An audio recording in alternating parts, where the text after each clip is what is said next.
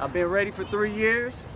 I've been denied for 3 years. I interview with any team at any time. I've been ready, I'm staying ready, and I'll continue to be ready. The NFL says 25 teams showed up at the Atlanta Falcons training facility for that scheduled workout.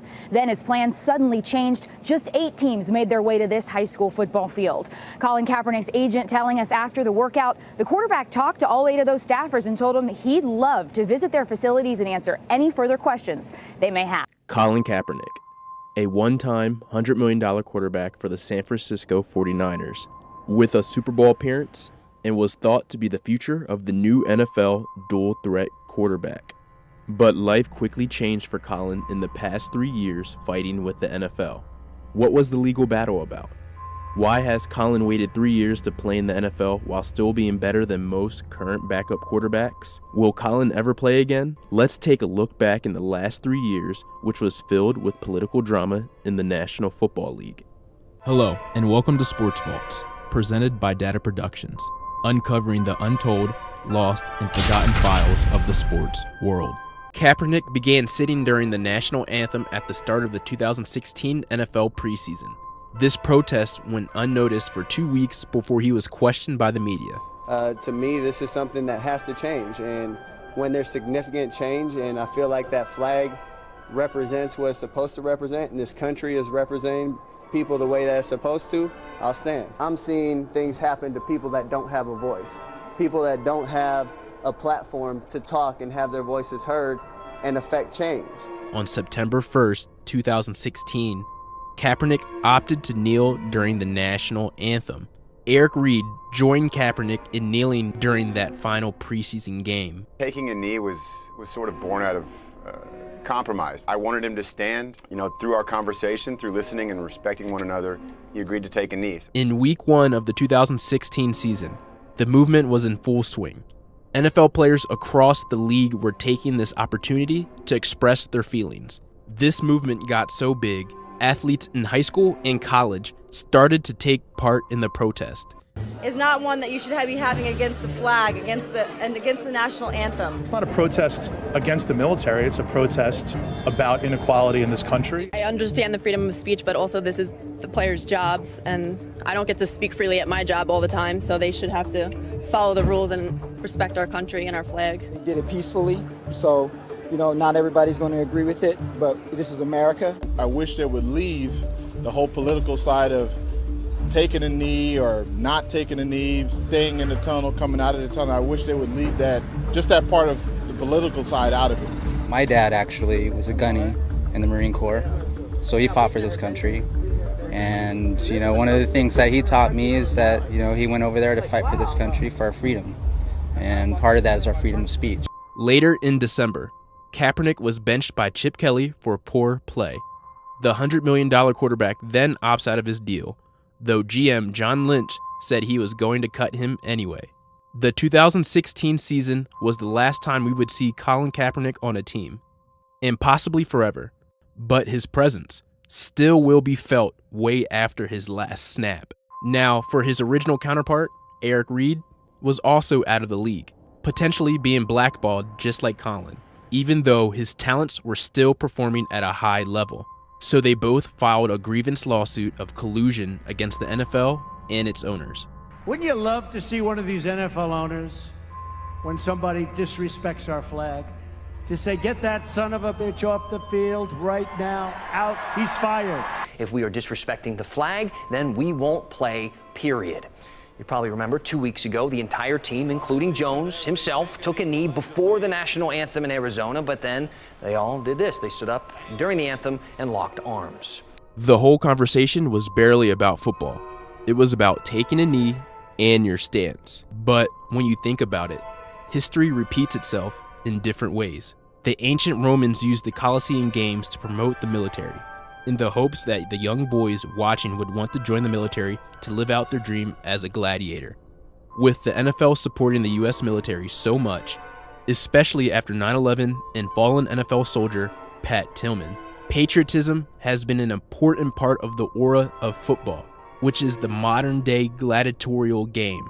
But like most things, tension settled back down. By the end of the year, business was back to usual. especially so in 2018. Colin was still on the sidelines, wanting back in the NFL. While sympathetic and supportive of Kaepernick's fight to secure employment through a grievance he filed against the league, the players still thought the focus should remain on the bigger picture. In 2006, Roger Goodell spoke to University of California, Berkeley professor and longtime 49ers advisor Harry Edwards, a respected sociologist and civil activist who is widely regarded as the forefather of athlete activism. And one of the big challenges that I had was convincing even the people at Cornell that sport was worth looking at, that despite 105 years of sociology, a major institution, an increasingly important institution, had been overlooked and bypassed, mostly out of academic arrogance. With his talks with Goodell, he prophetically cautioned the cultural shift that was taking place in NFL locker rooms. Increasingly, athletes would be viewed as the game's stars. So what's the next step for modern day athletes in what you call the struggle? Now the thing is power, and the issue becomes for them, how do we frame it up so that we can move forward and make our contribution? Right now, Colin Kaepernick, San Francisco 49ers, a team that I've been with for 31 years, is the face of that effort. We have a lot of work to do in terms of trying to figure out exactly where this is going to end up in terms of the framing. This movement in athletics going back to the pre-World War II years, he's aware of that. More than anything else, I try to answer his questions and to put everything in perspective and give him a broader handle on exactly where he is and what he's involved in, and as much as anything else, the price, the cost of what he is doing. Owners were uneasy, sponsors were uneasy, and fans on both sides of the issue were upset. Some promised to boycott the NFL until the players stood, while others pledged to boycott games until Kaepernick had a job. A message about police brutality and oppression had been co-opted into a discussion about respect, or lack thereof, for law enforcement, then the military, then free speech, and finally, patriotism. This 3-year altercation with Kaepernick, NFL owners, and spectators split former friends and families over opinions. Today, it shocks everybody. They had a settlement. The terms are undisclosed and confidential. Right. It's blatantly obvious that he was not in the league for one reason and one reason only. Because of his peaceful protest against police brutality. Right. And that's it. Days after Eric Reid just signed a 3-year, $22 million deal with the Carolina Panthers, some reports came out saying the two players settled for around $10 million, a lot less than previously thought. With this settlement, Kaepernick's NFL days are most likely over. Justice and liberty dies in the dark. Whatever the outcome, I feel like Cap came out on top. They took a lot of people, a lot of young kids down the wrong hole by selling out your message. Being a critic of those inequalities does not make you a non-patriot. Jay-Z claimed to be a supporter of Colin, told people not to perform at the Super Bowl because of the treatment that the NFL did to Colin. Now he's going to be a part owner. And the NFL reached an agreement with rapper Jay-Z's entertainment company Roc Nation to advise the league on entertainment offerings like the Super Bowl halftime show. The deal also puts the company in charge of amplifying the league's social justice program called Inspire Change. I think we've passed kneeling. Everyone knows what the issue is. I'm not minimizing that part of it because that has to happen. That's a necessary part of the process. How are you going forward if Cap doesn't have a job? This wasn't about him having a job. It's kind of despicable. Do you believe that that was the last best chance that he winds up playing again? Yes, I do. I hope they don't do that because I'm rooting for Colin Kaepernick, and I personally think that he has gotten incredibly bad advice. But nevertheless, because of the position that he put himself in, we have to bring it home and recognize the fact that in America, anywhere, I might add, if an employer is talked about that way by a potential employee, not an employee, but a potential employee, somebody who's trying to get in as opposed to already being in, you talk about me that way, bye. Go get a job. Why don't you go to CFL?